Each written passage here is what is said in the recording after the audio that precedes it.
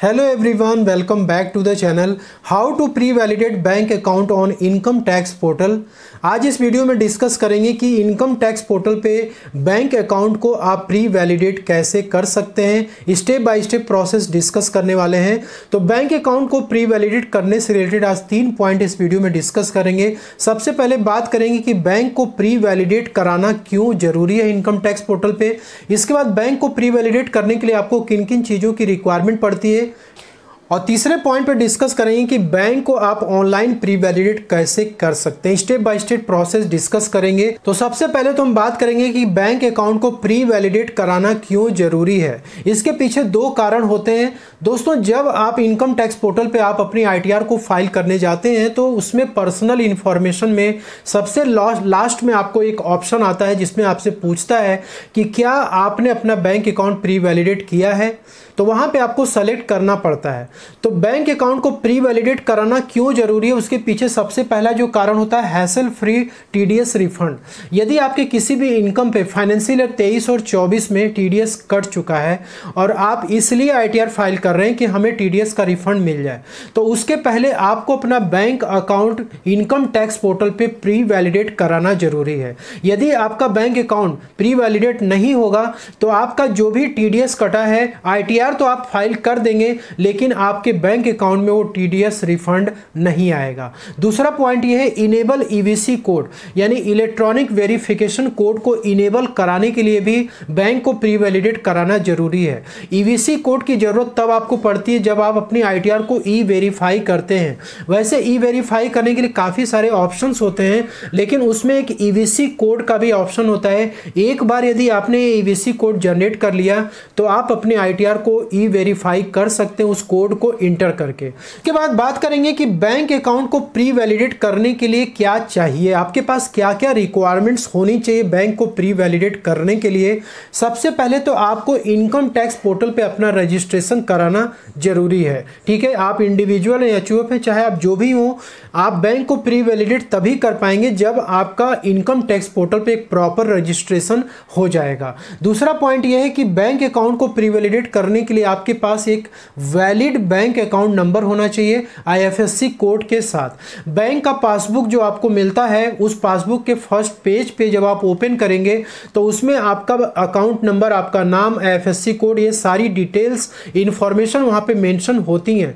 तो जब आप इसको प्री वैलिडेट करते हैं बैंक को इनकम टैक्स पोर्टल पे, तो वहां पे आपको ये सारी चीजें आपको इंटर करनी पड़ती हैं। लेकिन आपको यहाँ पे श्योर हो लेना है कि जिस नाम से आपका इनकम टैक्स पोर्टल पे रजिस्ट्रेशन है उसी नाम से आपका बैंक अकाउंट भी होना चाहिए। ठीक है, ऐसा नहीं है कि आप अपनी ITR को फाइल कर रहे हैं और बैंक में आप अपने रिलेटिव्स की डिटेल्स को इंटर कर रहे हैं, रिलेटिव्स का bank account number, IFSC code आप इंटर कर रहे हैं। ठीक है, तो इस चीज को आपको श्योर होना चाहिए और पैन कार्ड में जो आपका नाम है वही नाम आपके बैंक अकाउंट में भी होना चाहिए।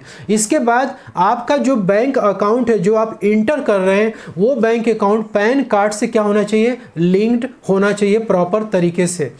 और इसके बाद है कि आपका पैन कार्ड आधार कार्ड से भी लिंक्ड होना चाहिए। गवर्नमेंट इसके लिए इनिशिएटिव्स आज से नहीं, पिछले काफ़ी सालों से इनिशिएटिव ले रही है कि आपका पैन आपके आधार से लिंक्ड होना चाहिए। इस बार का जो स्टेप है वो काफ़ी ज़्यादा मतलब ड्रास्टिक स्टेप्स गवर्नमेंट ने लिया है, जिसमें कि यदि आपका पैन आधार से लिंक्ड नहीं है तो इसमें यह बोला गया था आप अपनी ITR को फाइल नहीं कर सकते क्योंकि आपका बैंक इनऑपरेटिव हो जाएगा। आप अपने बैंक अकाउंट से ट्रांजैक्शन करने में आपको दिक्कत आएगी क्योंकि वहाँ पे आपका अकाउंट पैन इनऑपरेटिव होने की वजह से फ्रीज हो सकता है, KYC से रिलेटेड इश्यूज आ सकती हैं। तो इसलिए आपका पैन जो है यदि आधार से लिंक्ड है तो आप ITR को अपने फाइल करेंगे कि आपको दिक्कत नहीं आएगी, आपका TDS रिफंड वगैरह जो भी होगा वो इजीली प्रोसेस होगा। यदि आपका पैन आधार से लिंक्ड नहीं होगा, आप ITR को हो सकता है कि आप फाइल करा दें, सबमिट कर दें, लेकिन उसके बाद रिफंड में आपके दिक्कत आ सकती है। तो ये पॉइंट्स आपको ध्यान में रखना। इसके अलावा ये है कि आपका जो ईमेल ID है और आपका मोबाइल नंबर जो बैंक अकाउंट में आपने लिंक्ड कराया है वो मोबाइल नंबर और ईमेल ID आपके इनकम टैक्स पोर्टल पे भी रजिस्टर होना चाहिए। यदि आप EVC कोड इनेबल करा रहे हैं तो बैंक अकाउंट को प्री वैलिडेट करने के लिए आपको इनकम टैक्स पोर्टल पे आना है। इनकम टैक्स .gov.in के वेबसाइट पे। और यहाँ पे आपको राइट हैंड कॉर्नर में आपको दो ऑप्शन दिखते हैं, पहला तो रजिस्टर का दिखता है और दूसरा लॉगिन का दिखता है। यदि आपने पहले से रजिस्ट्रेशन नहीं करा रखा इनकम टैक्स पोर्टल पे तो सबसे पहले तो आपको रजिस्टर पे क्लिक करके आपको इनकम टैक्स पोर्टल पे रजिस्टर कराना है। आपको यहाँ पे यूज़र आईडी और पासवर्ड क्रिएट करनी है। यूज़र आईडी आपका पैन नंबर रहेगा और पासवर्ड अपना जो भी क्रिएट करना है आप कर सकते हैं। इसके बाद आपको यहाँ पे लॉगिन पे क्लिक करना है और यहाँ पे आपको अपना पैन नंबर इंटर करना है। देन आपको कंटिन्यू बटन पे क्लिक करना है। इसके बाद आपको इस बॉक्स को चेक करना और यहाँ पे आपको पासवर्ड इंटर करना जो आपने इनकम टैक्स पोर्टल पे रजिस्ट्रेशन के टाइम पे क्रिएट किया था।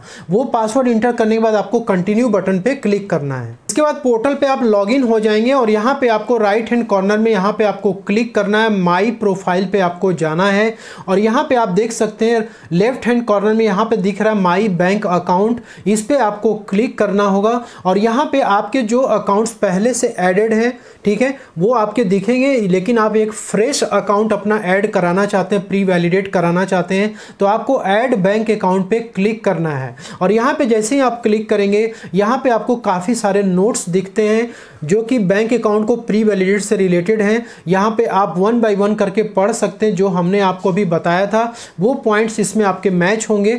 तो यहाँ पे आपको सबसे पहले पासबुक अपना ओपन कर लेना है। पासबुक में से आपको बैंक अकाउंट नंबर यहाँ पे इंटर करना है। देन अगेन आपको अपना बैंक अकाउंट नंबर फिर से इंटर करना है और यहाँ पे आपको अकाउंट टाइप सेलेक्ट करना है कि आपका अकाउंट सेविंग बैंक अकाउंट है, करेंट अकाउंट है, कैश क्रेडिट अकाउंट है, ओवरड्राफ्ट है या क्या है। जनरली लोग saving account, current account inter करते हैं तो आप अपनी जो भी टाइप होगी वो आप यहाँ पे सेलेक्ट कर लेंगे इस तरीके से। और इसके बाद अकाउंट टाइप यहाँ पे आपको सेलेक्ट करना होता है। क्या आपका अकाउंट सिंगल है यानी कि आप अपने खुद के नाम से अकाउंट मेंटेन कर रहे हैं तो आपको प्राइमरी पे सेलेक्ट करना है। यदि आपका अकाउंट ज्वाइंट है यानी कि आप और आपके साथ में आपकी वाइफ हो सकती है और आपका मेजर सन हो सकता है, कोई भी हो सकता है, यदि ज्वाइंट है तो ज्वाइंट पे क्लिक करेंगे। आपके पासबुक में जो IFSC कोड होगा वो कोड आप यहाँ पे सही इंटर करेंगे एंड देन आपको यहाँ पे पूछ रहा है nominate this bank account for refund.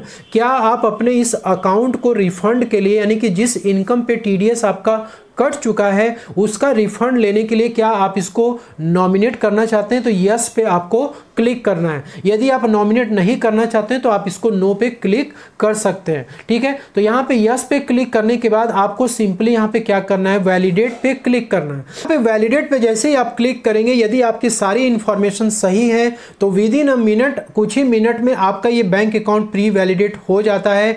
या फिर कुछ टाइम भी यदि लगता है तो आपको इसको छोड़ देना है, कुछ समय के बाद आपको चेक करना है तो आपका bank account successfully pre validate बताएगा। और यहाँ पे आप देख सकते हैं कुछ जरूरी इंफॉर्मेशन जैसे कि मैं आपसे डिस्कस कर रहा था कि आपका पैन पे जो नाम है और आपके बैंक अकाउंट में जो नाम है दोनों क्या होना चाहिए, मैच होना चाहिए। यदि आप EVC कोड इनेबल करा रहे हैं तो आपका मोबाइल नंबर और आपकी मेल ID देख सकते हैं कि जो आपने ई फाइलिंग पोर्टल पे यानी इनकम टैक्स पोर्टल पे आपने प्रोफाइल वाले सेक्शन में ऐड करी हुई है, ये आपके बैंक अकाउंट से मैच होना चाहिए। यदि कोई मोबाइल नंबर और ईमेल ID आपकी चेंज हो जाती है बैंक में तो आपको फिर से क्या करना पड़ेगा, यूज़र प्रोफाइल में जाके उसे चेंज करना पड़ेगा।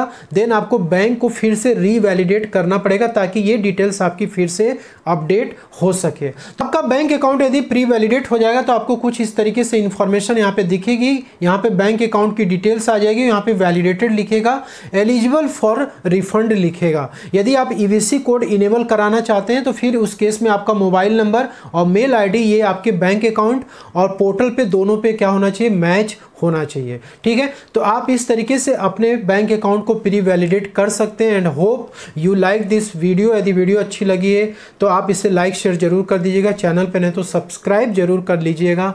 तो मिलते हैं नेक्स्ट वीडियो में, तब तक के लिए thank you so much for watching this video.